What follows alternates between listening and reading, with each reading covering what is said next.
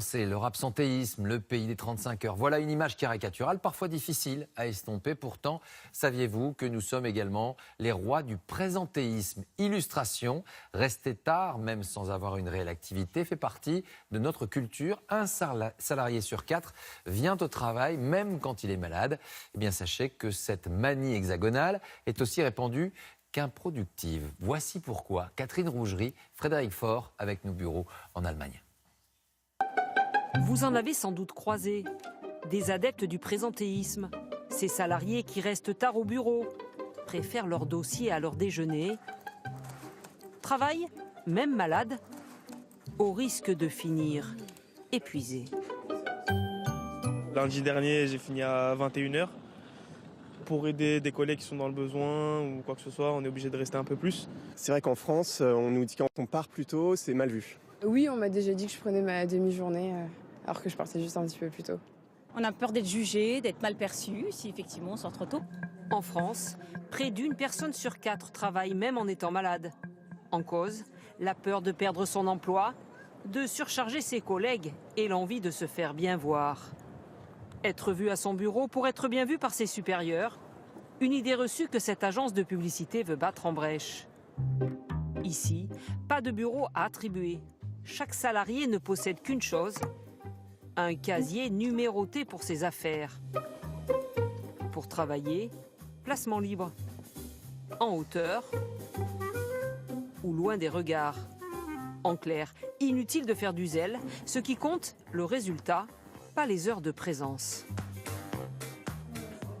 Il y a une certaine liberté dans les horaires. En tout cas, moi, je ne sens pas que c'est un certain laxisme ou d'autre et que chacun fait son travail et il y a une confiance par rapport à tout ça qui est assez agréable, je trouve. Une organisation qui n'épargne aucun espace. Les repas terminés, la cantine devient lieu de travail. Mais les salariés restent sous surveillance. Tous doivent déclarer leurs horaires, 48 heures hebdomadaires maximum pour les cadres. Alors le manager reçoit un email avec le fait que son collaborateur a travaillé au-delà d'un certain nombre d'heures et il sait que dans ce cas-là, il doit en discuter avec lui pour regarder pourquoi, comment, si c'était justifié de le faire récupérer. Récupérer, car la fatigue rend moins performant et favorise les accidents. Résultat, le présentéisme coûterait aux entreprises de 14 à 25 milliards d'euros par an. Un travers typiquement français. Dans beaucoup de pays européens, que ce soit en Angleterre, en Allemagne, dans les pays du Nord, on va plus valoriser l'efficacité. Alors que quelqu'un qui, dans ces pays-là, resterait jusqu'à 20h, 21h, serait perçu comme quelqu'un qui ne s'est pas organisé, ou quelqu'un qui finalement veut montrer aux autres qu'il travaille beaucoup, alors que ce n'est pas le but du jeu. Le but du jeu, c'est de faire son travail et que le travail soit bien fait. En Allemagne, à Berlin, cette entreprise du numérique emploie 200 salariés. Des salariés qui gèrent leurs heures sans culpabiliser.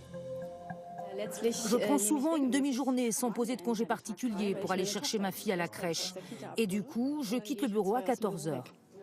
Ce Français vient d'être embauché. Et pour lui, c'est l'absence de rivalité entre salariés qui fait toute la différence. Il n'y a pas justement cette question de comparaison permanente qui est en fait un trait très particulier du présentéisme en fait. Personne n'a le temps ni l'envie de s'intéresser à l'emploi du temps des uns et des autres. Et du coup, on est extrêmement libre dans la façon dont on gère ses horaires. Une autonomie facteur d'efficacité et d'équilibre aussi entre vie professionnelle et vie privée.